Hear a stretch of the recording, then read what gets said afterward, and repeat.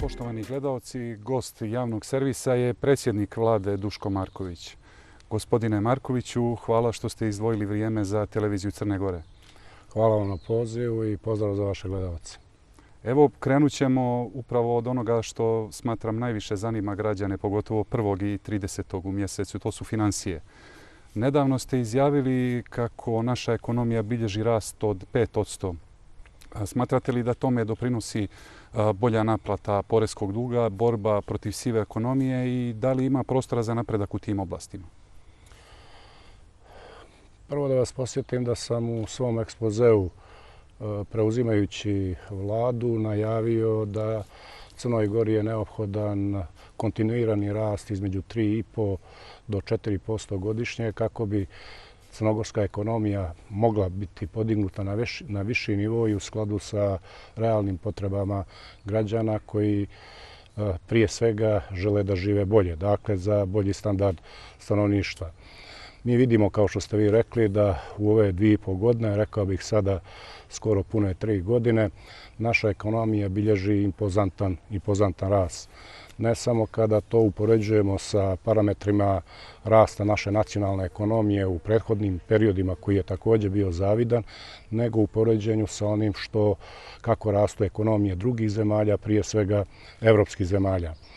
2017. godine smo imali rast ekonomije od 4,7%, a u 2018. 5,1%, što znači da smo za 2 godine imali prosječnu stopu rasta naše ekonomije od 4,9%. Rekao bih da više postoji razloga za jedan takav trend u našoj ekonomiji. On je rezultat prije svega posvećenosti same vlade i njenog tima, ali i svih aktera koji učestvuju u ekonomskom životu Crne Gore. Podsjetit ću vas da sam također, preuzimajući dužnost, rekao da u Crnoj Gori nećemo dijeliti se na one koji se obilježavaju javnim etiketiranjem, da li doprinose crnogorskoj ekonomiji ili joj nanose štetu, nego samo na one koji rade, koji doprinose i one koji nisu odgovorni i ne doprinose. Dakle, mi smo pokrenuli jedan opšti društveni dijalog na svim nivoima u Crnoj Gori kako bi stvorili pretpostavke za rast naše ekonomije i bolji standard stanovništva. Tu pre svega mislim na udruženja poslodavaca, svih, da kažemo, vrsta, od Privredne komore, udruženja stranih investitora, unije poslodavaca, naravno drugih poslodavačkih udruženja, ali istovremeno i sa sindikatima. To je rezultiralo, da kažemo, jednom sinergijom pronalaženja najboljih mogućnosti za ubrzani rast crnogorske ekonomije. Istovremeno smo naravno pronalazili zajedno rešenja za ono što su, da kažemo, suštinske i ozbiljne posljedice po negativne trendove, a to je neformalna ekonomija. Tu smo naravno pokrenuli niz aktivnosti u okviru same administracije, ali naravno također razgovarajući sa našim partnerima, popravljajući naše zakonodavstvo i sa sindikatima, tražeći zajedničke modele da prepoznamo sve izvore neformalne ekonomije i velikog odliva novca van državne kase. Tako da smo i na tom planu postigli ozbiljan rezultat. Jednom riječju, ovaj rezultat je rezultat sveukupne posvećenosti svih aktera u Crnoj Gori koji su usmjereni na ekonomiju, na njen rast, na razvoj, na nova radna mjesta i na viši nivo standarda. Reći ću vam samo da je to rezultiralo i našom ozbiljnom reputacijom, ekonomskom i finansijskom reputacijom, kako na globalnom finansijskom tržištu, tako i na ekonomskom tržištu.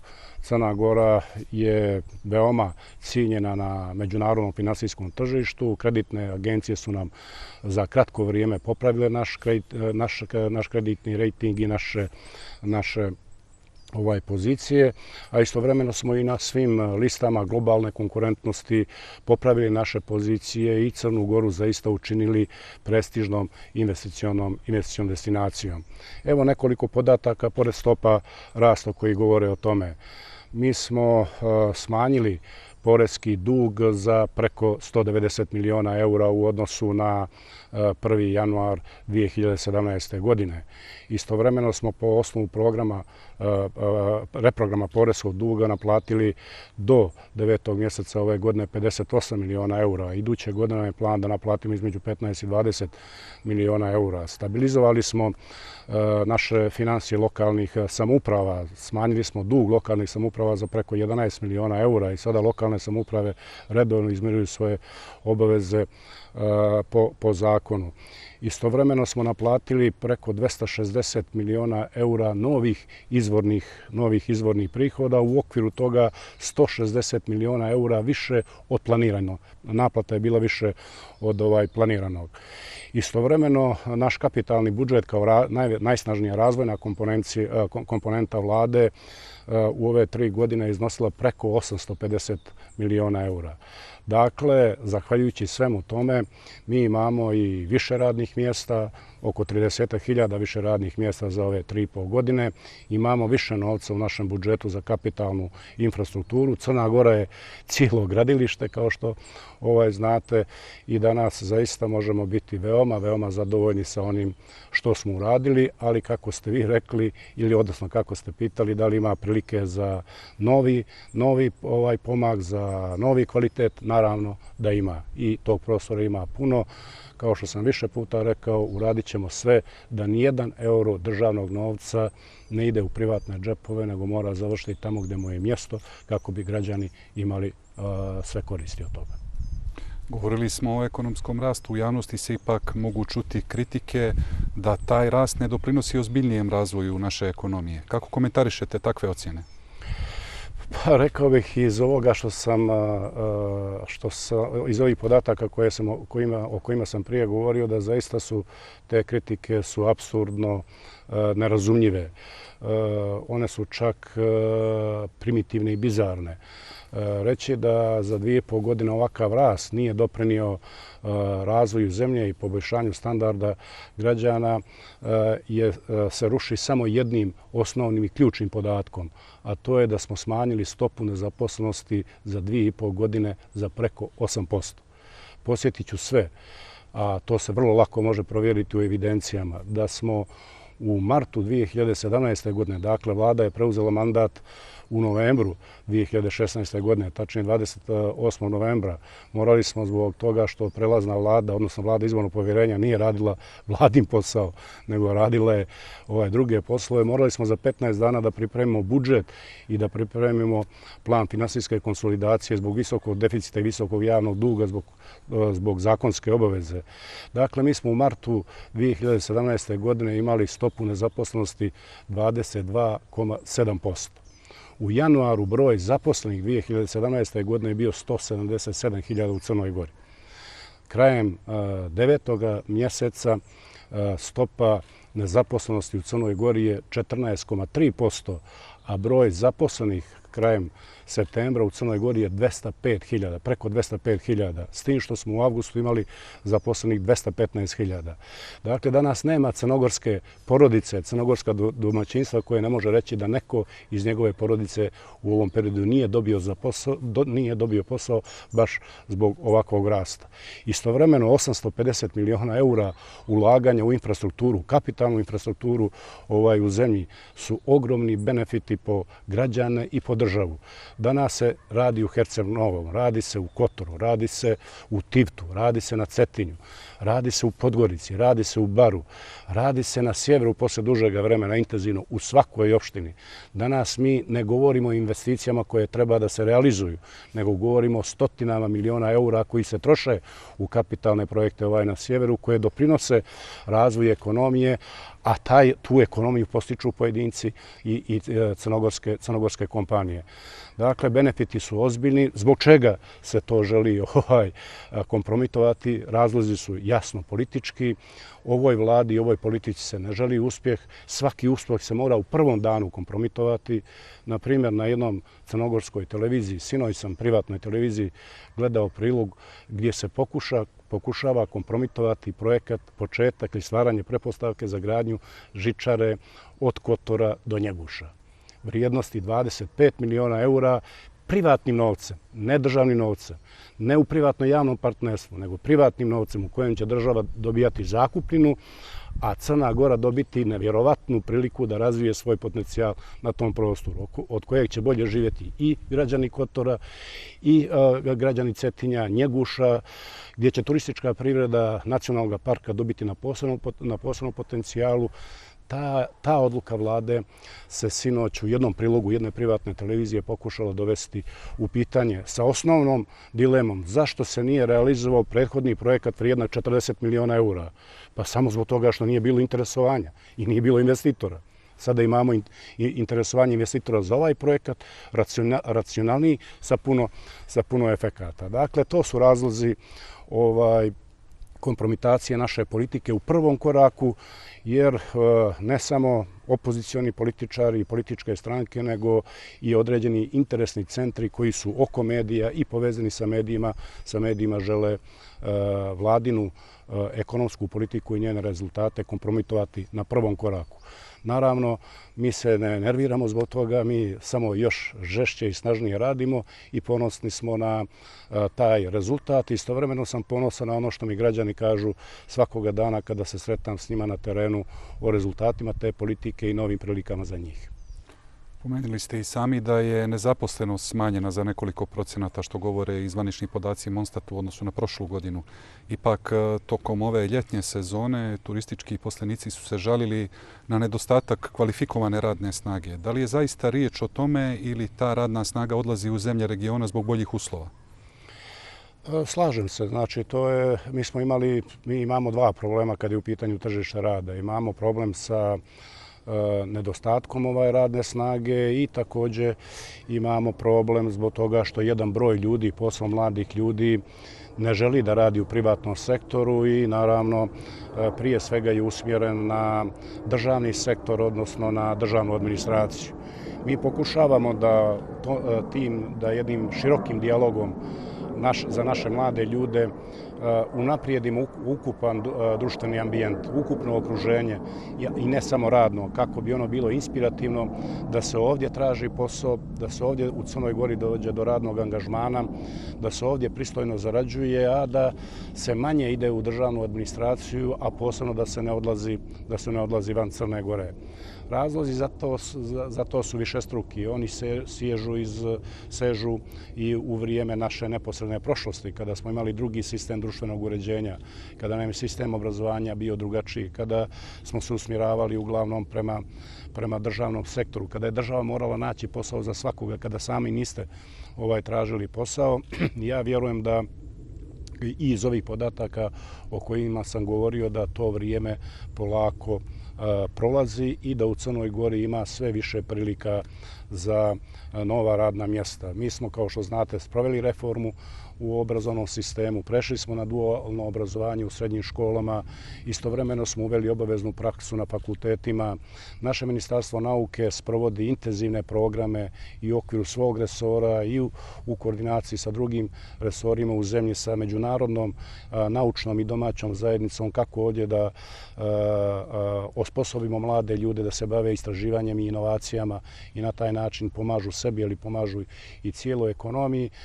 Dakle, taj problem će biti sve manji, a posebno u odnosu od trenutka kada na sjeveru realizujemo sve ove projekte, jer ipak najveći broj mladih ljudi odlazi sa sjevera. Zbog toga je 80% vladinih napora da se razvija sjever, da tamo mladi ljudi ostaju ne samo zbog sjevera, nego zbog cijele Crne Gore.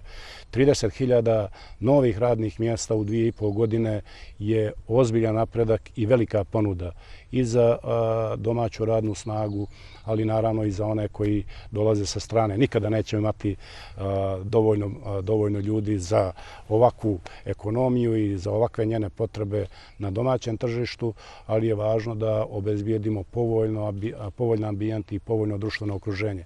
I na kraju, tom ambijentu ne doprinosi samo vlada.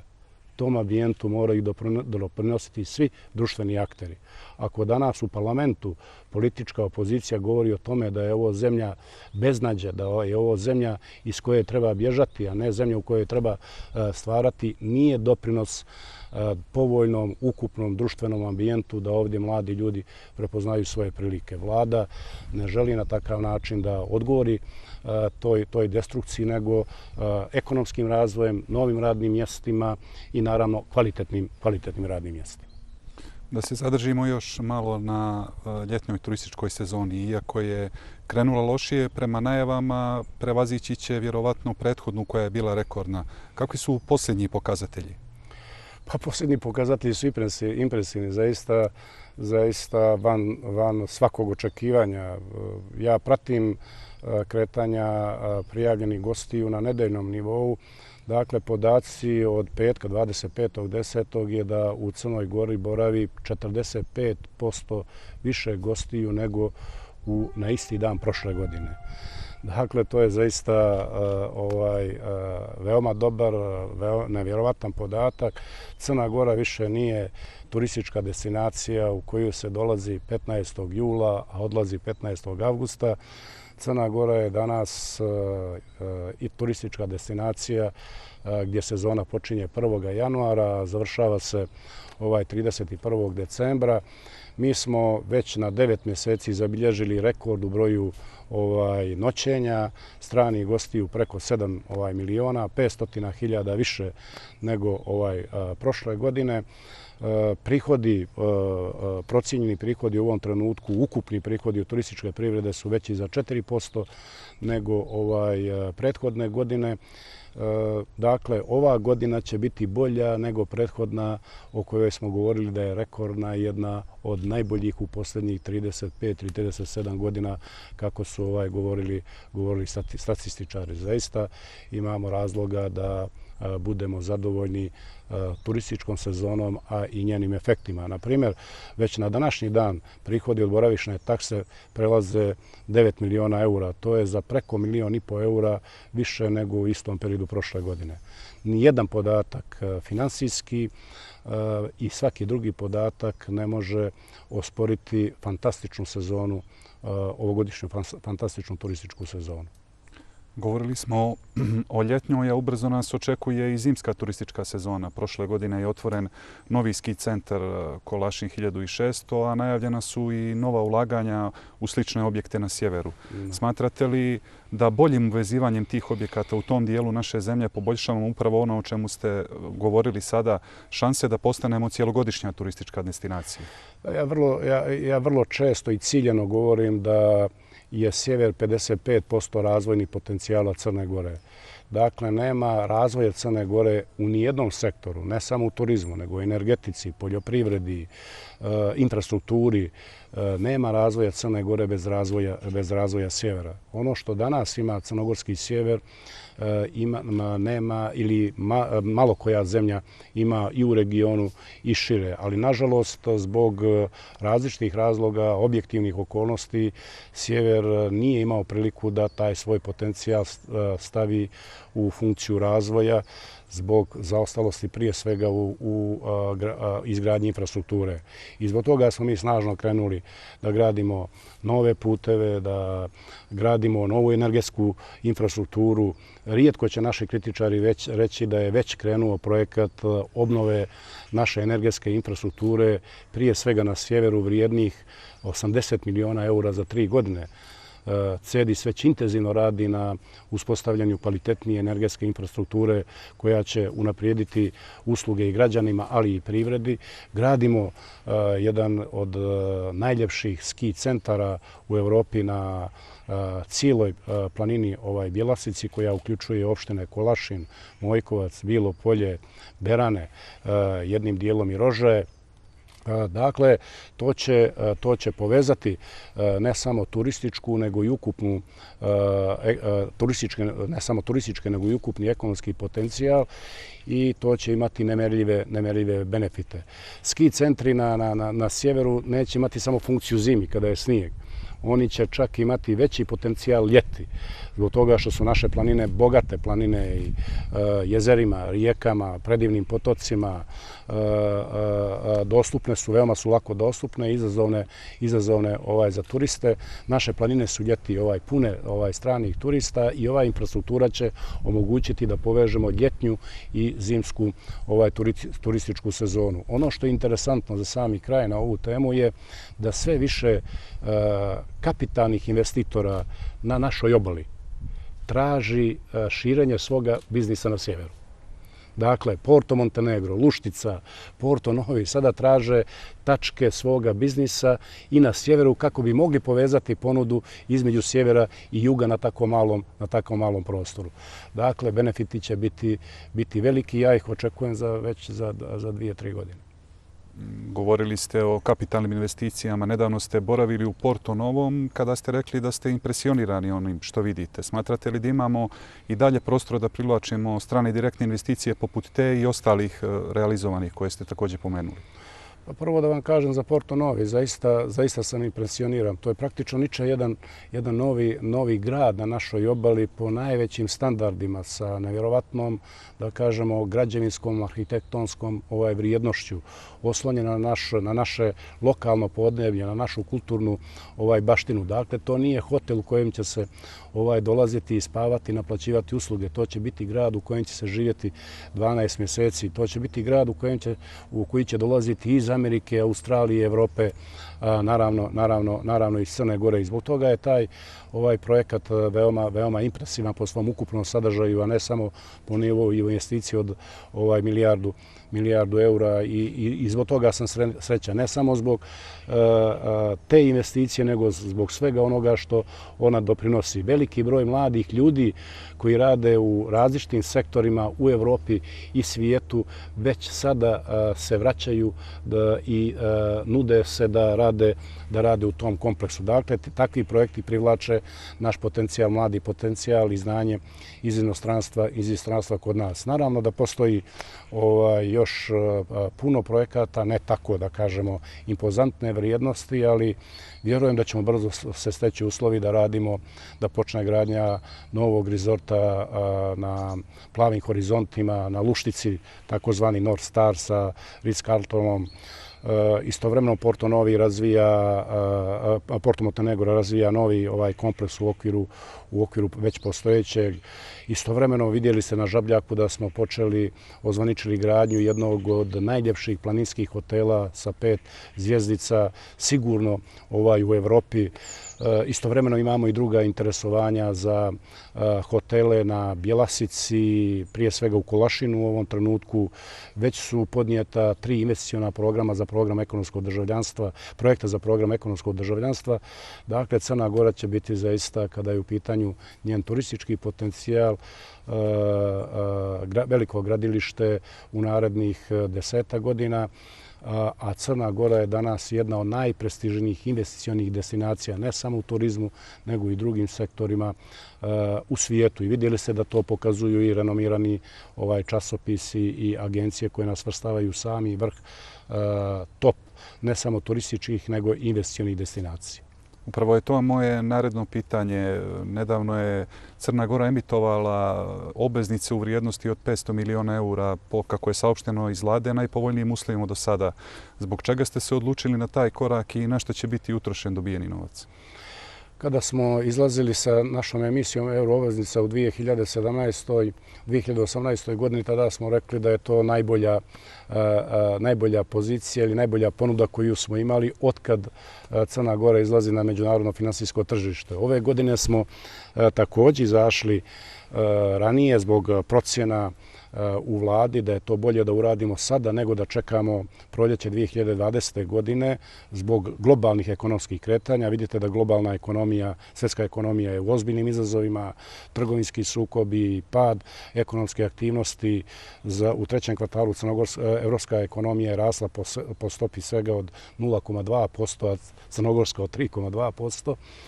Dakle, mi smo se odlučili da izađemo na međunarodno finansijsko tržište da bi obezbijedili 500 miliona eura za vraćanje državnog duga koji nam dospijeva u martu 2020. godine i dobili smo još bolje uslove nego u prethodnoj aktivnosti sa kamatom od 2,55% i rokom dospijeća od 10 godina. Ali znate šta je tu još interesantnije? Da smo mi tražili 500 miliona, a potražnja investitora je bila za 1,8 milijarde, za skoro 2 milijarde eura. To govori o povjerenju u Crnu Goru, njenu ekonomsku politiku i u Crnu Goru kao investicionu destinaciju. 190 stranih investitora se pojavilo na toj emisiji i potražnja je bila skoro 2 milijarde eura, ali nama nije trebalo više od 500 miliona eura. To je dokaz da Crna Gora ide pravim putem. To je najbolja potvrda i najbolji odgovor crnogorskim kritičarima da je crnogorska ekonomija na pogrešnom putu ili da je došla do zida.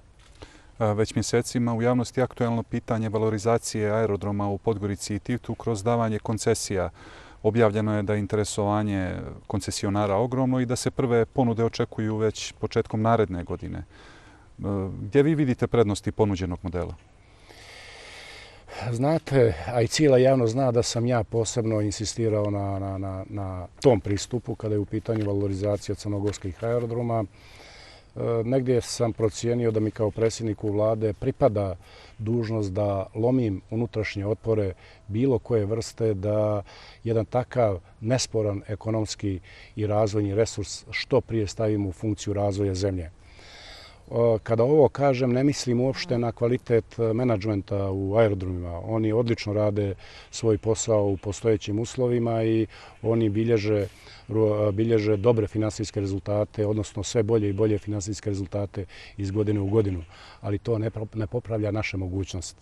Nije sve u tome da li ćemo imati 1 ili 2 miliona eura na kraju godine više prihoda od aerodroma, nego da li će crnogorski aerodromi uspjeti da prime 2 ili 5 miliona putnika i više miliona putnika. Ne samo zbog turista, nego zbog cijele ekonomije. U Crnu Goru više ne dolaze samo turisti, nego dolaze biznismeni, dolaze njihove porodice, dolaze kulturni poslanici, dolaze finski poslanici. Crna Gora će možda postati i finska destinacija. U Crnu Goru se jedino ili najčešće dolazi avionom. Ali svakoga dana od ozbiljnih ljudi, bilo pojedinaca, bilo ljudi iz biznisa, čujete razočarenje sa čim se susreću kada dođu na crnogorske aerodrome. Dakle, aerodromska infrastruktura je na nedopustivo niskom nivou za onaj trenutak u kojem se Crna Gora nalazi i za njene ekonomske ambicije. I to je pitanje koje se moralo hitno riješiti. Ja žalim zašto nijesmo prije godinu dana uspjeli da dođemo do odluke, jer bi danas već možda imali rekonstruisani aerodrom u Tivtu, možda imali vodni terminal i mnogo veće benefite po našu ekonomiju i mnogo više radnih mjesta nego što ih imamo danas. Dakle, u pitanju je infrastruktura, u pitanju je potencijal i kapacitet, a ne samo upravljanje. Naravno, druga važno pitanje te koncesije je aviodostupnost. Znači, moramo Crnu Goru učiniti dostupnijom širom planete, od Amerike, Evrope, Azije, više nego što je to danas. I evo, na 30. oktobra je prvo predstavljanje našeg potencijala prvim zainteresovanim koncesionarima. Kao što znate, rok je do 15. novembra predaje interesovanja. Vidjet ćemo kako će to ići, kako sada stvari stoje. Imamo veliki broj interesovanja kredibilnih kompanija. Postupak će biti transparentan i tu koncesiju će dobiti najbolja kompanija sa najvećim potencijalom, ne samo investicionim, nego i operativnim potencijalom da za Crnu Goru obezbidi nove aviodestinacije i da se u Crnu Goru lakše i jeftinije dolazi i da se naravno iz Crne Gore lakše i jeftinije odlazi tamo gdje žele građani, ali gdje i žele turisti. Čitav posao davanja koncesije ušlo se uprkos protivljenju koalicijonog partnera socijaldemokrata koji imaju malo drugačiju viziju od vaše, smatrajući da se ta kompanija može održati uz kredit. Može li doći do problema u vladajućoj koaliciji nakon što aerodromi konačno dobiju koncesionara? Pa vjerujte mi, ja sam kada sam na vladi pokrenuo to pitanje i stavio jasno do znanja da ću insistirati kod nadležnog resora da pokrene pitanje valorizacije aerodroma, znao za jasnu i tvrdu poziciju našeg koalicionog partnera koji ne podržava ovaj model valorizacije. To sam smatrao prirodnim političkom pozicijom. Oni su do kraja ostali čvrsti u svom stavu da to možda nije najbolji model, da to možemo da radimo i sopstvenim snagama, zadužujući se. Ja mislim da to nije bio dobar model. Većina u vladi je podržala ovaj predlog. Koalicioni partner je to prihvatio kao sa punim demokratskim i profesionalnim potencijalom i sada svi zajedno čekamo rezultat toga. Dakle, stav SDA oko valorizacije aerodroma ni u jednom trenutku nije poremetio odnose u vladi, nije poremetio odnose u cijeloj koaliciji, niti će poremetiti odnose ni u vladi, ni u koaliciji na ovom pitanju u buduće. Mogla bi doći jedino jedna negativna situacija ako bi loše sproveli postupak izbora koncesionara. Mnogo je važno pitanje i mnogo je važan dobar koncesionar da sigurno u tom smislu nećemo napraviti grešku. Kao dugoročno rješenje za nacionalnog avioprevoznika Montenegro Airlines pominjana je privatizacija. Prošle godine ste upravo vi saopštili da je za Montenegro Airlines zainteresovana velika evropska aviokompanija. Da li će vlada nastaviti da finansijski pomaže tu kompaniju i kakvi su dalji potezi? Tačno je, čitavo vrijeme bilo je različitih interesovanja za privatizaciju Montenegro Airlinesa, ali kada ozbiljni investitori dođu i pogledaju bilanse, onda naravno se uvijek postavi pitanje ko će da preuzme nastale dugove ili dugove iz prethodnog perioda da bi privatni investitor mogao ući u aranžman sa Montenegro Airlinesom. To nam je bilo krupno ograničenje i nikako nismo mogli doći u situaciju da dobijemo strateškog partnera za privatizaciju Montenegro Airlinesa. Istovremeno vlada je paralelno sa tim podržavala Montenegro Airlines finansijski i vi znate da je to veoma, da kažemo, goruća tema političkih aktera i dežurnih kritičara vlade svakoga dana. U smislu troši se državni novac u Montenegro Airlines koji je gubitaš. To je neodgovoran odnos i prema novcu građana i prema našoj ekonomiji. Ja želim samo da vam dam nekoliko podataka. Hvala vam što ste postavili to pitanje. Mislim da treba da ga čuju građani. Dakle, Montenegro Airlines je državna kompanija u 100% vlasništvu. Dakle, to je imovina ne samo vlade, nego imovina države i imovina građana Crne Gore. Mi smo obavezni da tu imovinu sačuvamo od propadanja i da stvorimo pretpostavke da se ona održi i valorizuje.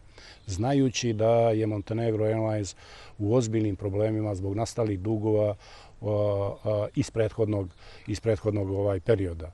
Ali to ne znači da jednog dana treba zatvoriti vrata i misliti da je problem završen. Ne.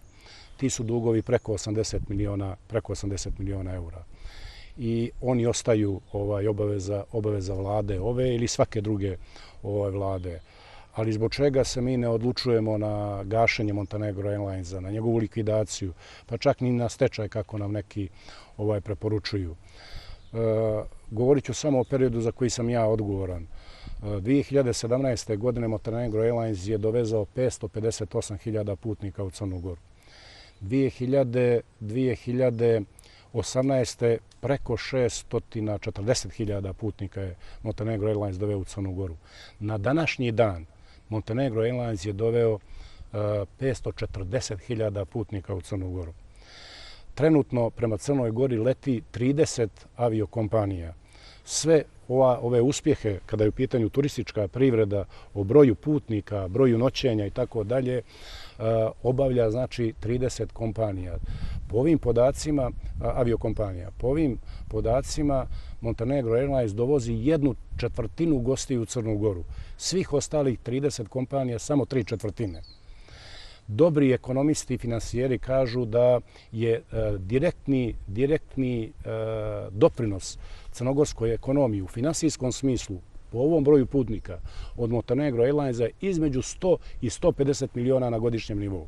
A nas kritikuju da li dajemo 3, 4, 5 ili 15 miliona državne pomoći godišnje za tu kompaniju. Dakle, želim da pošaljem poruku, bez obzira na neutemeljene kritike, bez obzira na, da kažemo, jednostavnost u sagledavanju ovog problema, nedobronamjernost, crnogorska vlada neće ugasiti Montenegro Airlines. On je u interesu zaposlenih i velikog broja stručnih ljudi koji su tamo nastali. Montenegro Airlines je za ovih nekoliko godina proizveo školu pilota koji su danas referentni u cijeloj avioindustriji, globalno. Montenegro Airlines je proizveo na desetine inženjera i tehničara u avioindustriji koji mogu biti od koristi ne samo crnogorskoj kompaniji, nego i globalnoj avioindustriji. To su benefiti koje naši kritičari ne razumiju. Oni kritičari koji dolaze za platu svakoga mjeseca u Skupštinu, a ne znaju šta su radili toga mjeseca i da li su je zaradili. Tako da šaljem poruku da Montenegro Airlines nećemo ugasiti.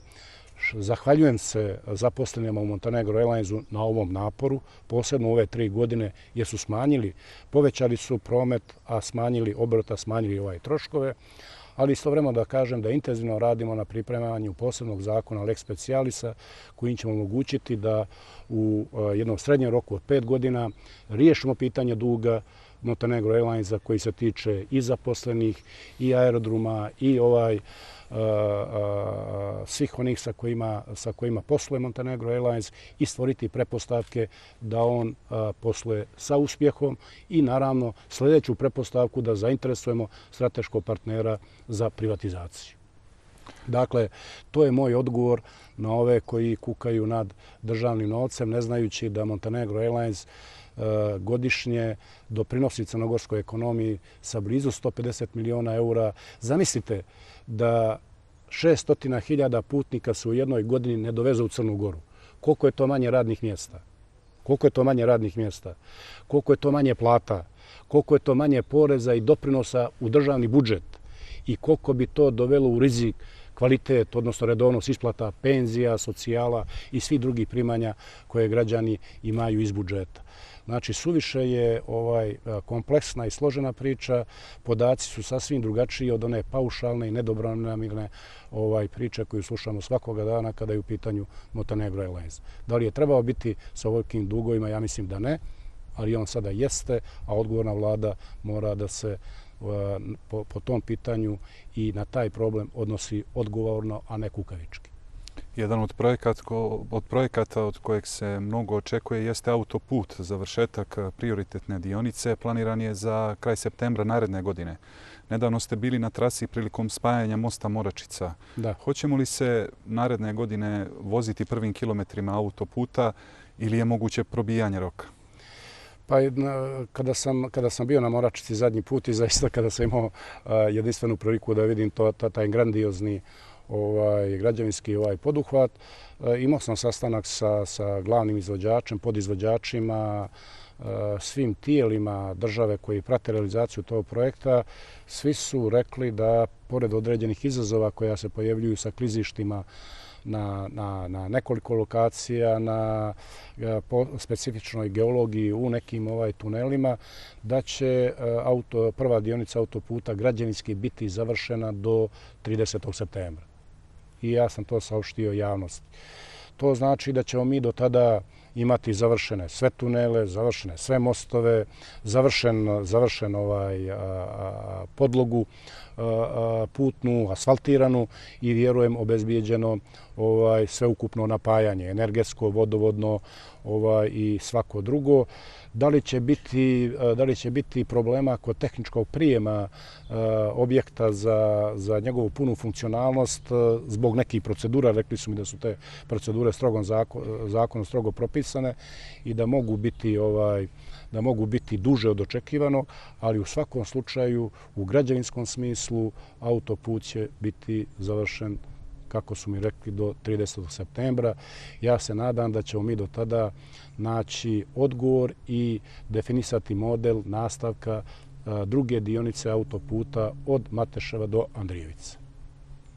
Dakle, Crna Gora će iduće godine imati razloga da slavi jedan veliki građevinski poduhvat koji će donijeti neviđene koristi ne samo ovoj, nego budućim generacijama.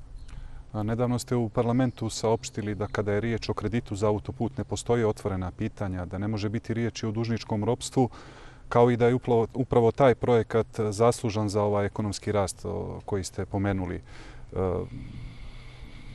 Smatrate li ipak da on dugoročno može generisati dalji ekonomski rast?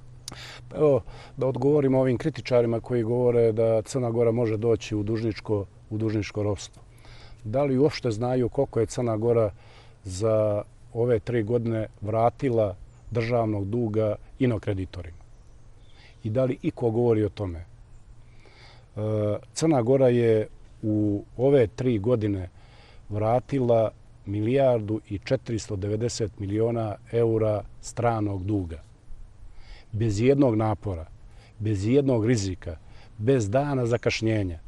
Dakle, Crna Gora je država koja ima ekonomski i finansijski potencijal i koja odgovorno izvršava svoje međunarodne obaveze prema inokreditorima. Sada zamislite kad nas počitavaju da ćemo biti u dužničkoj krizi za godišnje rate kada dospijeće kredita, kineskog kredita bude 2021. godine, ta rata će biti na godišnjem nivou između 50 i 60 miliona eura. Znači, to je kredit na 20 godina. Grace period 6 godina, njegovo dospijeće, kao što sam rekao, 2021. godine, prva rata. I fiksna kamata od 2%.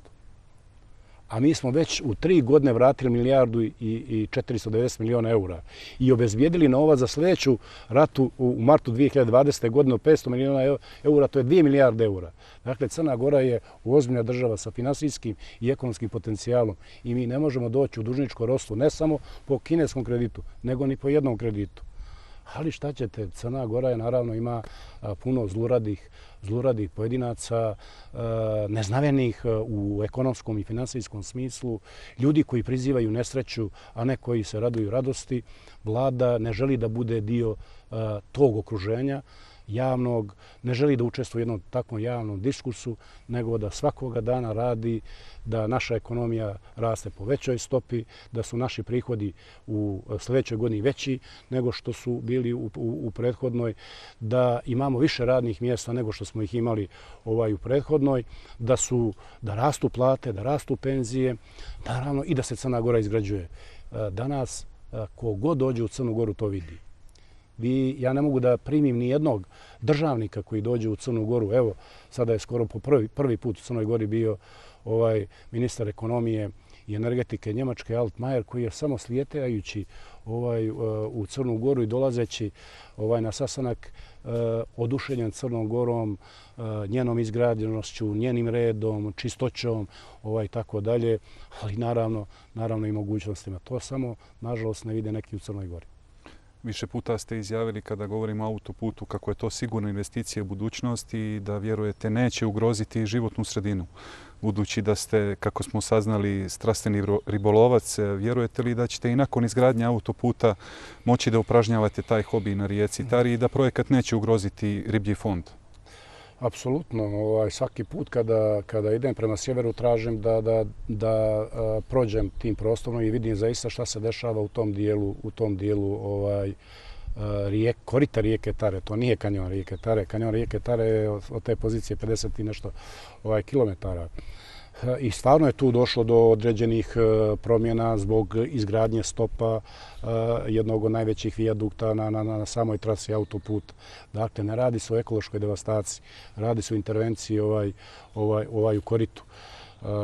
To će biti za pola godine, za godinu, situacija će tamo biti ista kao što je nekada bila. Vidite sada, evo ovdje rade se stope za priključak na autoput ovdje na Smokovcu. Vidimo da je Morača Stremna na vrijeme mutna.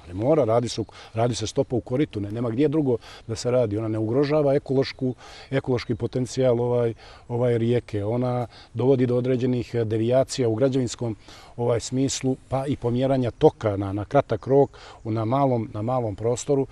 Dakle, veoma sam osjetljiv na to šta se dešava sa našim rijekama, kao što ste rekli, građanski, ne samo profesionalno. Autoput neće ugroziti rijeku Taru i ona, UNESCO nas nije u tom smislu opomenuo. UNESCO dolazi 30. u Crnu Goru. Ja imam sastanak sa njima, razgovarat ću o svim tim pitanjima. Dakle, mi nemamo rizika da ugrozimo rijeku Taru i njen kanjon. Nedavno smo ipak svjedočili devastaciji drugih rijeka, Ćehotine i Lima. Očigledno je da iako vlada ulaže ogroman novac u saradnji sa evropskim partnerima za sanaciju crnih ekoloških tačaka, kao društvo ili pojedinci nijesmo i dalje dovoljno ekološki svjesni. Šta ćete preduzeti dalje u toj oblasti kako bi se poboljšalo stanje i da li su strože kazne jedini način? Pa ne, nije samo u pitanju kazne. Ovdje je u pitanju nedostatak kapitalne infrastrukture. Najvećim dijelom nedostatak kapitalne infrastrukture. I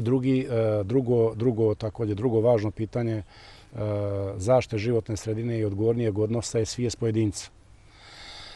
Dakle, kada je u pitanju kapitalna infrastruktura, vi svjedočite da mi sada u 21. vijeku radimo kolektore za prečišćavanje otpadnih voda u Kotoru, u Tivtu, radimo u Baru. Radimo u Ulcinju. Sada smo potpisali ugovor vrijedan preko 20 miliona eura.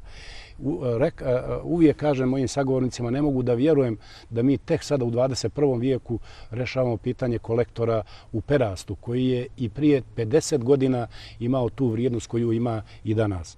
Dakle, mi danas radimo ono što su propustile neke vlade 50. 60. 70. godina, kada je možda bilo i više novca, ali i više mogućnosti da se ovako kompleksni projekti sprovode na terenu. Mi radimo kolektore za prečišćavanje voda, uradili smo i u probnom radu u Beranama, koji treba štiti rijeku Lim. Završena je prva faza kolektora u Bijelom polju, koji bi, nadam se, kada uradimo kolektor u narednih 2 godine, riješio pitanje rijeke Lima. Uradili smo kolektor za prečišćavanje otpadnih voda u opštini Nišlj i tako štitimo rijeku Zetu. Pokrenuli smo izgradnju modernog i savremenog kolektora u Podgorici vrijedno preko 50 miliona eura da bi sačuvali rijeku Moraču i Skadarsko jezero. Kada govorimo o ekologiji, postoje brojni projekti za dobijanje energije iz obnovljivih izvora. Osim vjetroelektrana na Možuri i Krnovu, najavljeno je gradnja solarne elektrane u Ulcinju, najveće tog tipa u ovom dijelu Evrope. Kakvi su sve benefiti od tog na neki način zaokreta i šta čeka u budućnosti termoelektranu u Pljevljima i resurse uglja u toj opštini? Da. Pa, u jednom trenutku je gradnja drugog bloka termoelektrane bila skoro izvjesna, čak smo dobili investitora, nije došlo do realizacije zbog nezatvaranja finansijske konstrukcije, na sreću, ja kažem na sreću, jer su umeđu vremenu stvari promijenile. Crna Gora je krenula u konsolidaciju svog energetskog sektora radi obezbeđivanja dovoljne količine energije i za građane i za privredu, odnosno za njen razvoj. I onda smo vidjeli da mi imamo sasvim dovoljno potencijala u obnovljivim izvorima energije, da ne koristimo prljave tehnologije i druge izvore energije koji zagađuju životnu sredinu, jer smo se na kraju obavezali u Ujedinjenim nacijama kroz program klimatskih promjena da ispunjavamo obaveze i smanjujemo nivo CO2 u vazduhu i kroz našu industrijsku proizvodnju. Okrenuli smo se vjetroenergiji, solarnoj energiji, već imamo 2 vjetroelektrane, jedna od 70, jedna od 50 megavata. Stvaraju se pretpostavke, nadam se do kraja godina počnemo gradnju jedne od najvećih solarnih elektrana u Evropi. Iz malih hidroelektrana smo dobili onaj potrebni nivo od 30% njihovog učešća u proizvodnji električne energije. Istovremeno je završen tender za novu vjetroelektranu na Brajićima koja će biti kapaciteta 100 megavata. Imamo također ovdje u Vranjićima interesovanje i brzo će biti raspisan tender za gradnju još jedne solarne elektrane od 50 megavata. Dakle, elektroprivreda intenzivno radi na pripremi idejnog rješenja za rijeku Komarnicu i gradnju posle duže vremena prve velike hidrocentrale na rijeci Komarnici. Mi zaista imamo ozbiljan potencijal u obnovljivim izvorima energije. Reći ću vam da smo u maju ove godine, u periodu od 1. juna, od 24. maja do 1. juna, svu energiju trošili iz obnovljivih izvora energije. Sve potrebe zadovoljili iz obnovljivih izvora energije jer je termoelektrana bila u remontu. Jedan od projekata o kojim se malo govori u javnosti jeste izgradnja podmorskog kabla i povezivanje energetsko Crne Gore i Italije.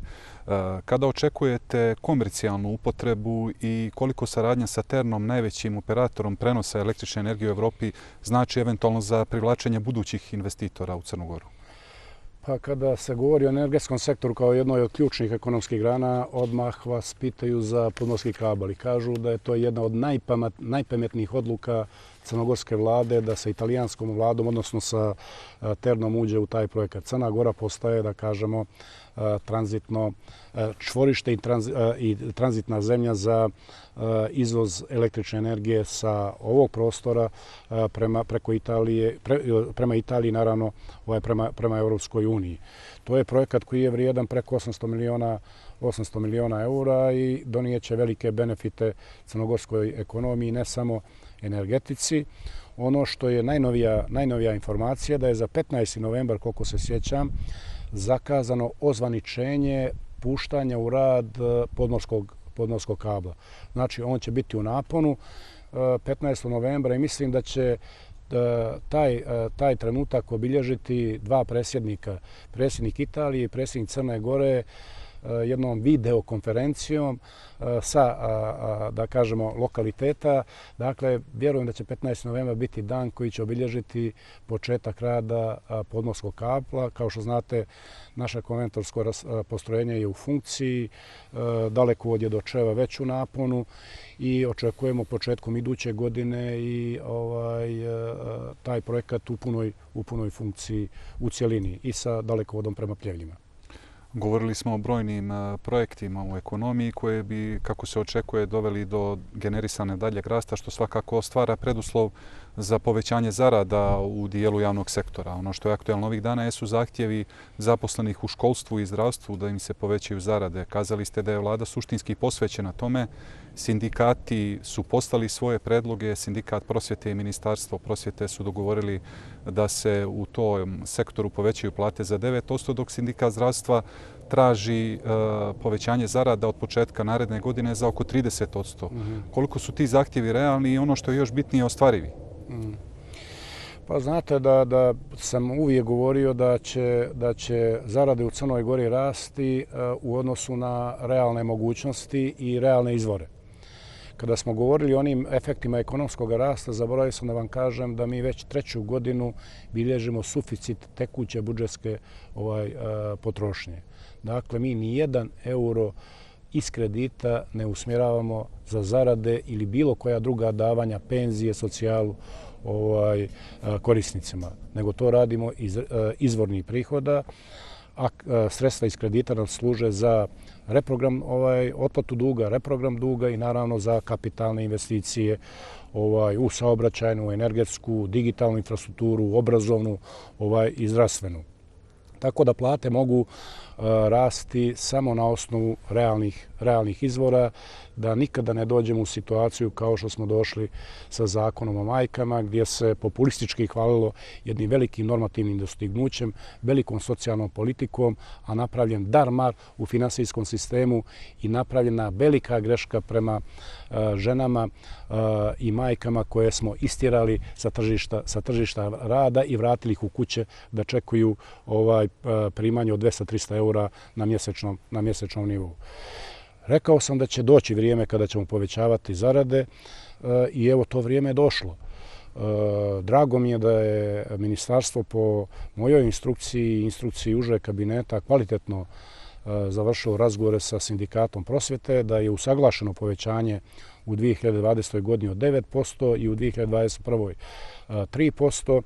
I sada nam ostaje da taj dijalog dovedemo do kraja sa zaposlenim u zdravstvu. Znam za te njihove zahtjeve. Oni su, ne dovodim u pitanje opravdanost i cijelishodnost, ali mi se moramo kretati u realnim okvirima i u okviru mogućnosti.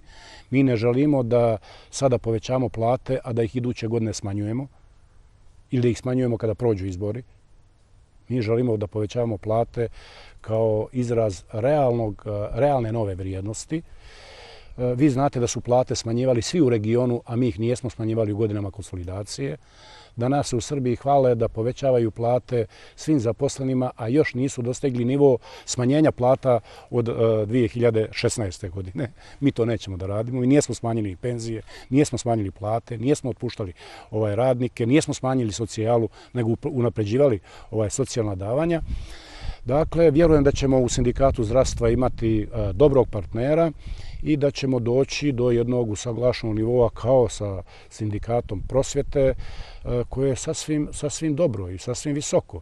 Želim da vam kažem da je prosjek zarade u prosvjeti nešto preko 400 eura. Preko 400 eura. Znam da je ispod 500 eura, značajno. Prosječna zarada u zdravstvu je preko 600 eura. Dakle, prosječna zarada u zdravstvu je iznad državnog prosjeka, a prosječna zarada u obrazovanju ispod državnog prosjeka.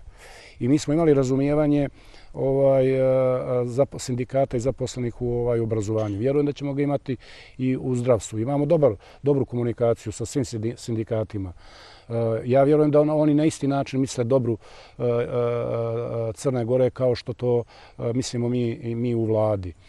Ali je velika razlika u nivou primanja između zaposlenih u zdravstvu i obrazovanju. U obrazovanju mogu da primaju samo ono što im je kroz koeficijente. U zdravstvu mogu da primaju zbog produženog rada, noćnog rada i drugih aktivnosti. Pitao sam u KBC-u kolika je najmanja plata, primanje, ne plata, nego primanje ljekara specijalista, ono nije ispod 1200-1300 eura.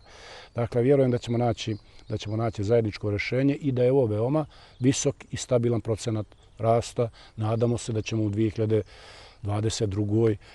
ići sa novim povećanjima i prema obrazovanju i zdravstvu, ali ne želim da zaboravim ni penzionere, zaposlene u Ministarstvu unutrašnjih poslova, policiji, vojsci, vatrogascima.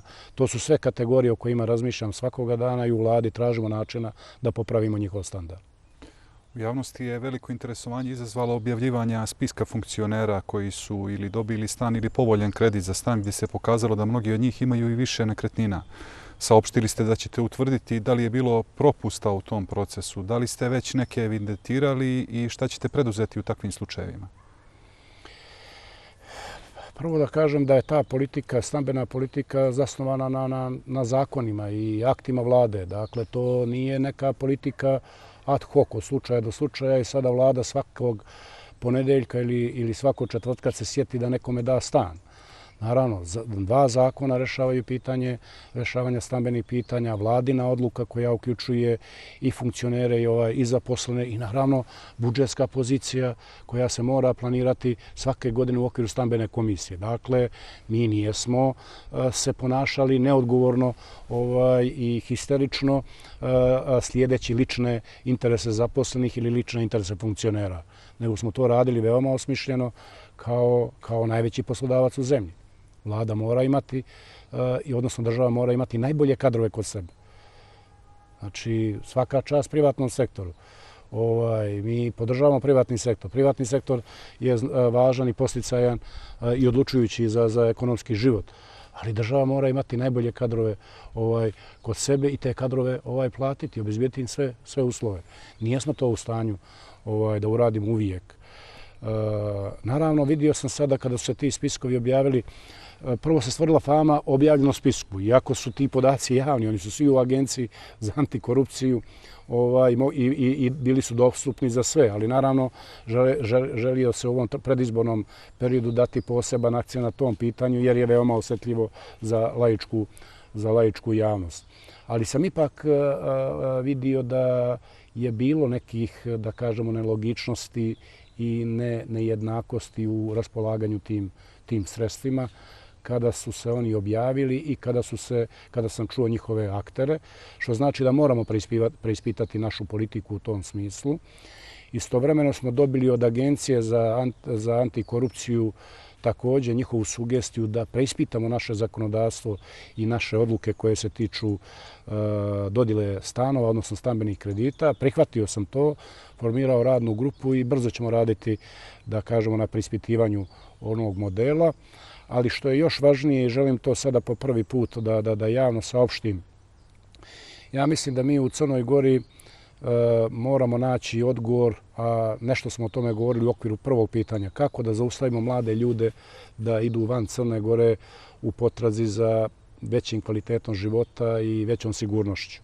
Stambeno pitanje je jedno od ključnih pitanja za mlade ljude, posebno za one koji trebaju državi. To su ljekari, to su prosvetni radnici, to su učitelji, to su inženjeri, to su dobri pravnici, ekonomisti, to su istraživači i naučnici.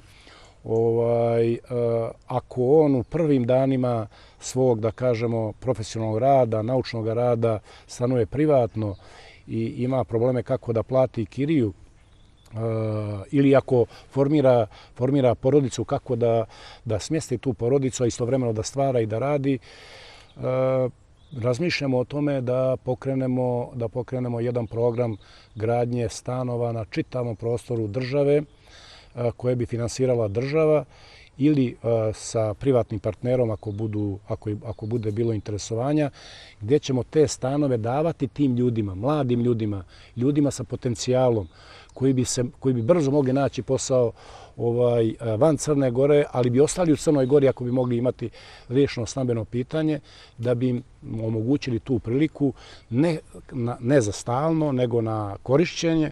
Oni bi plaćali povlašćenu kiriju 10-15 godina koliko bi se dogovorili dok ne riješe svoje stambeno pitanje, a u međuvremenu imali mogućnosti da koriste stanove koje će praviti država. Dakle, formirana je radna grupa. Vjerujem da ćemo iduće godine imati zaokružen model. To bi značilo da će država raditi stanove u Beranama, u Bijelom Polju za ljekare, prosvetne radnike, učitelje, inženjere, mlade bračne parove, davati im te stanove na korišćenje uz kiriju koja neće opterećivati njihov budžet, a istovremeno te ljude ostavljati u Crnu Goru, da rade u Crnoj Gori i da doprinose njenom napretku. Dakle, podržavam tu politiku, očigledno je bilo nekih devijacija, otklonit ćemo ih, ali ćemo raditi i na novom modelu u ovom smislu kako sam vam govorio.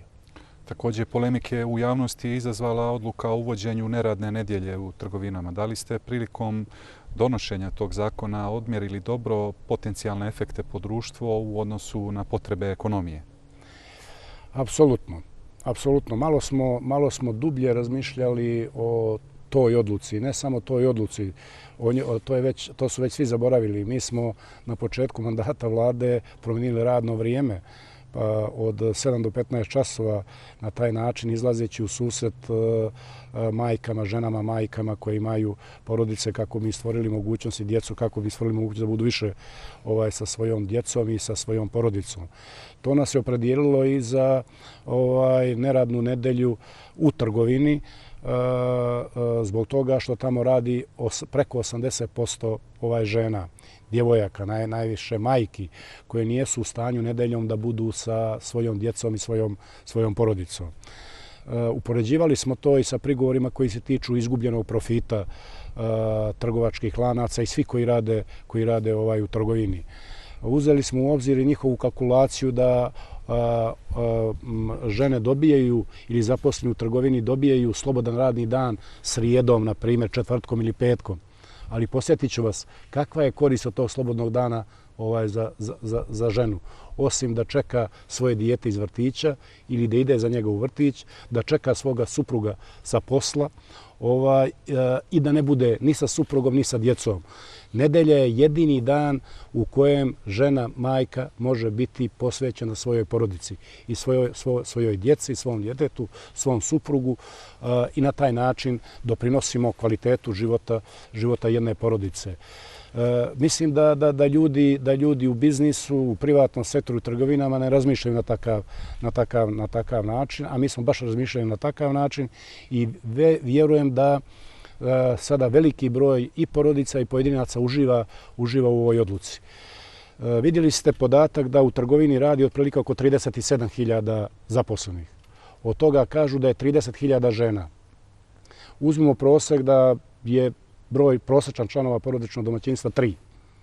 30.000 puta 3, to je 90.000. Danas 90.000 građana u Crnoj Gori uživa benefite neradne nedelje. a pošto ne živim izolovano od dešavanja u Crnoj Gori, pitao sam prije neki dan neke od vlasnika trgovinskih lanaca šta vam se dešava sa profitom u prve 2 nedelje neradnog dana. Rekli su sačekajmo cijeli mjesec, ali su nam se prihodi povećali za 2,5% za ove prve 2 nedelje. Dakle, nema gubitka prihoda, neće ih ni biti, neće nas prepadati gubitkom radnih mjesta. Kao što nam kažu sada, odustanite od zakona o zabrani pušenja u prostorijama jer će biti izgubljena radna mjesta. Bolje je da izgubimo radna mjesta nego da nam djeca obolijevaju i tragično završavaju. Pribavio sam podatke od ministra zdravlja. Za 3 godine smo mi preko 10.500 građana Crne Gore uputili na liječenje u inostranstvu. To je za 3 godine 22 miliona eura. Zamislite da nemamo toliko bolesnih ljudi, među kojima su i djeca i mlađi ljudi, i šta bi sa 21 ili 22 miliona mogli u 3 godine da uradimo u Crnoj Gori. Koliko bi novih radnih mjesta otvorili u odnosu na ona koja ćemo izgubiti u ugostiteljstvu. Samo prije neki dan smo 400.000 eura platili za liječenje jednog djeteta. 400.000 eura. A u posljednjih 3 mjeseca preko 1 milion eura troškova je naš fond zdravstva dao za liječenje 3 djece. Dakle, život i zdravlje ne možemo upoređivati sa profitom i radnim mjestima, jer novac koji će se sa zdravim čovjekom i pojedincem uštediti će otvoriti na 1000 drugih radnih mjesta, možda ne u ugostiteljstvu i trgovini, ali u realnom sektoru. Prelazimo sada na političke teme. Opozicija već duže vrijeme traži tehničku vladu, što je i nedavno aktualizovano. Hoće li biti tehničke ili rekonstruisane vlade ili će izvršna vlast završiti mandat u aktualnom sastavu? Pa vi znate da moja politička stranka oko toga ima jasan stav. Ne zbog toga što se plaši tehničke vlade, nego što je smatra necilishodnom, neustavnom kategorijom koja nema smisla u izbornom procesu. Oni će reći, pa zašto ste prihvatili vladu izbornog povjerenja 2016. godine? Pa da, to je bila vlada izbornog povjerenja, a ne tehnička vlada koja će sprovoditi izbore. Vlada izbornog povjerenja koja je trebala da osnaži i izgradi povjerenje političkih aktera na političkoj sceni u izborni rezultat, jer je tu postojalo nepovjerenje, ne kod građana. Građani imaju povjerenje u izborni proces. Ja mislim da je 2016. preko 73% građana izašlo na izbore. Danas da se održavaju izbori, po istraživanjima koje smo imali prije neki dan, 74% građana bi izašlo na izbore. Dakle, građani imaju povjerenje u izbore i znaju da oni koji pobjede na izborima rade u njihovom interesu i da oni predstavljaju većinu. Ali smo mi 2016. ušli u vladu izbornog povjerenja da bi popravili povjerenje u političkim strankama kako bi zajedno i vlast i opozicija nakon izbora 2016. godine mogli da rade u interesu građana, a ne u 2 kolone. Nažalost, vidjeli ste kako se to završilo. Ova tehnička vlada kaže treba da sprovede izbore. Šta vlada? Evo, pitam vas, pitam građane, koja je uloga vlade u izborima? Nema te uloge vlade. Ko sprovodi izbore? Državna izborna komisija. Opštinske izborne komisije, ko ima posebne zadatke u sprovođenju izbora. Ima Agencija za antikorupciju, jer primjenjuje poštovanje zakona o finansiranju političkih stranaka i izbornih kampanja. Vlada nema nikakvu ulogu u izbornom procesu. Oni će reći da, ali birački spiskovi su u Ministarstvu unutrašnjih poslova. Jesu, ali nijedan član vlade nema pristup tom biračkom spisku, nego imaju političke stranke, nevladine organizacije i svi zainteresovani koji ima zakon dozvoljava. Dakle, vlada nema nikakvu ulogu. Zamislite sada da čuli ste gospodina Medojevića, još neke iz opozicije, iz demokrata, mi ćemo da uđemo u vladu da im smetamo da ne rade. Pa kako ćemo mi da radimo škole, da nastavimo projekte na završetku škola, kako ćemo da radimo autoput, kako ćemo da obezbijedimo stabilnost javnih financija, kako ćemo obezbijediti sredstva za povećanje plata, isplatu tih plata. Vlada to mora da radi. I drugo, vidite kakva je argumentacija u ovom odboru koji ima za zadatak da pripremi izborno zakonodavstvo i da ga prilagodi preporukama OEBS-a i ODIHR-a. Čuo sam podatak, jedan akter tog procesa kaže u Crnoj Gori postoji 300.000 fantom birača. Znate li šta su fantom birači? To su znači ljudi, lažni ljudi sa lažnim identitetom. 300.000 u biračkom spisku Crne Gore. Ljudi sa lažnim identitetom. A 2016. godine izašlo 380.000 na izbore. Znači, 300.000 je lažnih ljudi u biračkom spisku crnogorskom. Može li to i jedna pamet da razumije? Ima li to ikakve logike? Evo ja sad kažem, ako ima jedan lažni identitet ili fantom birač u biračkom spisku, ja ujutru podnosim ostavku. Nema. To su gluposti. Ja sam u periodu do izbora vlade i izbornog povjerenja bio vršilac dužnosti ministra unutrašnjih poslova, dok nije došao gospodin Danilović. I mi smo tada, naravno, imali obaveze da išišćamo birački spisak. I nabavljen je AFIS sistem koji automatski izbacuje imena duple birača. Taj sistem je izbacio 87 pojedinaca koji nijesu duplo upisani, nego imaju duple otiske. Danas ih je ostalo samo 7, jer do ovih 7 administracija ne može da dođe, su negdje u inostranstvu. Dakle, najčistiji birački spisak na planeti je naš birački spisak. Ali vidite, u Skupštini, u tom odboru, umjesto da se izgrađuje povjerenje, da se zakoni prilagođavaju preporukama ODIR-a i OEBS-a, oni izmišljaju činjenice, lažne činjenice s kojima zbunjuju javnost. Zamislite vi u Šavniku, kažu, problem je sa fantom lažnim biračima. U Šavniku gdje svak svakoga poznaje. Gdje svak svakoga sretne po 40 puta u toku dana. Zamislite na izborni dan da neko dođe sa lažnim identitetom i da glasa u Šavniku. Ili bilo gdje drugo. Zbog toga tehnička vlada nije smislena, nije opravdana. Mi treba da idemo u drugom pravcu, da ojačamo Državnu izbornu komisiju, da ojačamo Agenciju za antikorupciju, da ojačamo opštinske izborne komisije, da obezbijedimo adekvatan i pravovremen uvid u birački spisak i svaku njegovu promjenu i onda neće biti problema. Ko pobjedi, srećno mu bilo. Upravo je Odbor za reformu izbornog zakonodavstva nastavio rad na izradi zakona iz te oblasti sa dijelom opozicije. Vrijeme prolazi, a dogovora čini se da nema ni na vidiku. Vjerujete li ipak da je moguće postići konsenzus obje strane do 15. novembra?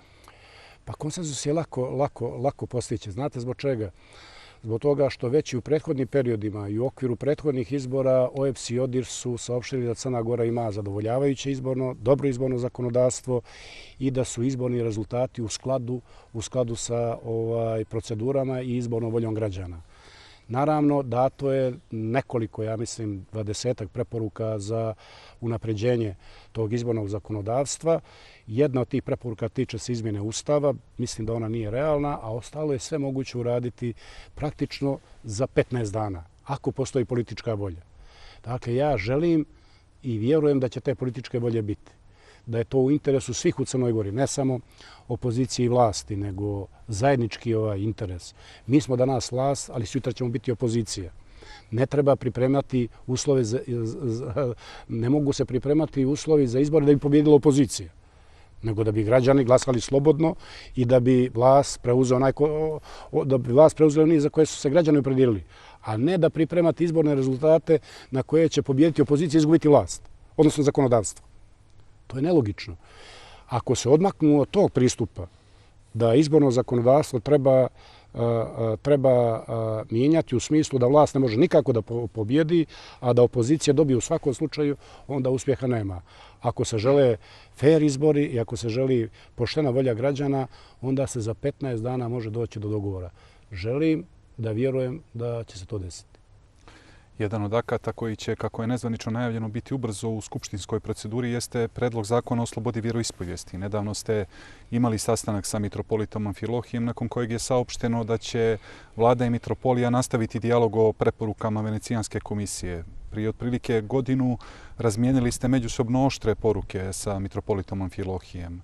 Da li se ovaj vaš sastanak može tumačiti kao korak bliže ka usvajanju zakona i rješavanju statusa pravoslavne crkve u Crnoj Gori? Nažalost ne.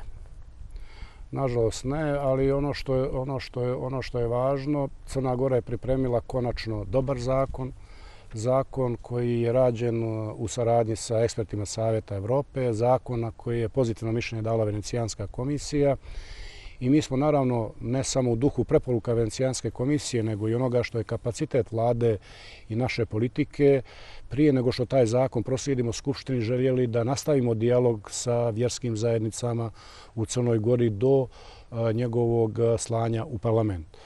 Naravno, najviše otvorenih pitanja imamo, ne samo otvorenih pitanja, nego i neslaganja sa mitropolijom crnogorskom, odnosno Srpskom pravoslavnom crkvom u Crnoj Gori. Ja sam sa mitropolitom uvijek oštro polemišem na ključnom pitanju poštovanja zakona i države. Ne možete se u jednoj državi ponašati anarhično, ne poštovati zakone, ne poštovati procedure i ne poštovati državu. Ne poštovati izbor i volju njenih građana. Dakle, mitropolit sa njegovim sveštenstvom ne cijeni ono što je Crna Gora danas evropska država. Mitropolit ni podoštava ono što je danas činjenica, da je Crna Gora NATO članica i u društvu najrazvijenijih zemalja planete. On i dalje ne želi da prihvati Crnu Goru kao nezavisnu državu, bez obzira na sve. I što je najgore, mitropolije on ne poštuje ni jedan nacionalni zakon. Znači, pitao sam ga, mitropolite, zaista, da li vi mislite da mi ne možemo i da država nema snage da vaše nezakonite intervencije u prostoru spriječi i da vaše nelegalne objekte koje ste izgradili sruši? Imamo. Možemo to uraditi za jedan dan, za jednu noć. I krstionicu, i crkvu na Rumiji, i sve druge crkvice koje gradite po Crnoj Gori bez zahtjeva i saglasnosti državi i bez saglasnosti države. Ali ne želimo to da uradimo, želimo da u dijalogu dođemo do rješenja koje je u interesu i crkve i države i da crkva radi svoj posao po Ustavu, a država svoj posao po Ustavu. Nažalost, kada razgovaramo u četiri oka i u prisustvu saradnika, postoji neka vrsta, da kažemo, saglasnosti, ali nakon toga očigledno se nastavlja po starom. Ono što želim da kažem, mi ćemo nastaviti još jedno kratko vrijeme da diskutujemo. Ako ne bude saglasnosti i ne bude spremnosti za dijalog, zakon će biti u Skupštini i onda ćemo silom zakona dovesti k poznanju prava sve u Crnoj Gori, pa i mitropoliju Crnogorsko-Primorsku. Američki državni sekretar Mike Pompeo nedavno je posjetio našu zemlju. Koliko posjeta visokog američkog zvaničnika prva na tom nivou znači za pozicioniranje Crne Gore onako kako su ocijenili pojedini analitičari kao oslonca stabilnosti i konsolidacije odnosa u regionu? Pa, državni sekretar Pompeo je došao u partnersku zemlju. Dakle, Crna Gora je članica NATO-a, kao što su i Sjedinjene Američke Države. Mi više ne razgovaramo na isti način kao prije toga. Mi smo danas partneri u NATO-u i to ozbiljni partneri, što nam je rekao državni sekretar u svim razgovorima, da Crna Gora je kredibilna NATO članica, da ispunjava svoje obaveze i da je dostojna da doprinosi vrijednostima alijanse na cijeloj planeti, kao što to rade i druge zemlje članice, mnogo veće vojne i ekonomske snage. Dakle, sam dolazak državnog sekretara Sjedinjenih Američkih Država u Crnu Goru je znak da je Crna Gora ostvarila svoje nacionalne državne ciljeve. Da smo samostalni, da smo u društvu najrazvijenijih, da dijelimo demokratske vrijednosti savremenog čovječanstva i da njima doprinosimo i da smo partner, a ne neko ko je na nekoj listi i zemlja koja čeka da joj se daju direktive u kom pravcu treba da ide. Dakle, njegova posjeta, kao što i posjeta ministra ekonomije Altmajera, kao što ste i sami vidjeli, je potvrda međunarodne pozicije Crne Gore, njenog državnog i nacionalnog kredibiliteta, naravno i njene ukupne perspektive. Visoki svjetski zvaničnici dolaze u Crnu Goru kao u partnersku zemlju, a ne zemlju u kojoj će ostavljati naloge na stolu. Kada je riječ o regionu, na nedavno završenim vanrednim parlamentarnim izborima na Kosovu slavilo je samo opredjeljenje Aljbina Kurtija, koji je odmah nakon izbora izjavio da demarkacija sa Crnom Gorom za njega nije zatvorena i da se nada sastanku sa vama ubrzo, pošto postane i premijer zvanično. Da li je za Crnu Goru to pitanje zatvoreno ili postoji prostora za novi dijalog na tu temu? Znači, ugovor o demarkaciji je potvrđen i u Kosovskom i u Crnogorskom parlamentu. Oko njega nema diskusije. Znači, na to pitanje stavljena tačka. Ono o čemu možemo razgovarati je povlačenje granične linije u odnosu na situaciju na terenu za koju nam daje pravo ovaj sporazum o granici. To nije pitanje granice, nego pitanje razgraničenja, odnosno povlačenja granične linije i mi ćemo naravno u tom procesu saslušati njihove predloge, vjerovatno ćemo mi imati i naše. Radujem se pozitivnim porukama koje je pobjednik na izborima na Kosovu, gospodin Kurti, poslao prema Crnoj Gori. Crna Gora je uvijek spremna za dijalog, uvijek spremna da čuje drugu stranu, ali naravno i beskompromisno i dosledno da brani svoju poziciju i svoj interes. Za kraj, vaša ocjena stanja u evropskim integracijama naše države, osobito nakon odluke Brisela da ne otvori pregovore sa Sjevernom Makedonijom i Albanijom. Koliko dalji napredak u tom procesu zavisi od nas, a koliko je uslovljen samim komplikovanim odnosima unutar Unije? Pa dosta toga zavisi od nas. Puno toga zavisi od nas, ali ne samo od nas, jer je to proces koje vode dvije strane, Evropska unija i Crna Gora, na osnovu sporazuma koje smo potpisali odpočinjući pregovore. Mi u Crnoj Gori i ja lično mislim da je to strateška politika Evropske unije, da ona ne može biti administrativni i tehnički proces, iako se on podrazumijeva, da se napredovanje u tom procesu mora odvijati prema zaslugama i rezultatima, ali istovremeno kada ostvarite rezultat i kada imate napredak da se on verifikuje sa druge strane. Crna Gora je tu napravila krupne iskorake, došli smo do jednog neotvorenog poglavlja i za njega smo bili spremni već godinu dana. Razumijemo evropski kontekst i probleme u kojima se nalazi Evropska unija sada, vezano za Brexit, vezano za ekonomsku krizu, za unutrašnje probleme koji se tiču funkcionalnosti. Mi ne vjerujemo da će politika proširenja biti dovedena u pitanje. Crna Gora će se prema njoj i dalje odnositi kao prema svom strateškom prioritetu. Mi nećemo zastati ni sa jednim svojom aktivnošću, nego ćemo čak pojačati i naravno ubijedit ćemo naše evropske partnere da je politika proširenja i od interesa i za zemlje kandidate, ali i za samu Evropsku uniju. Gospodine Markoviću, hvala na izdvojenom vremenu. Hvala i vama. Poštovani gledalci, gost javnog servisa bio je predsjednik vlade Duško Marković. Ostanite i dalje uz programe Televizije Crne Gore.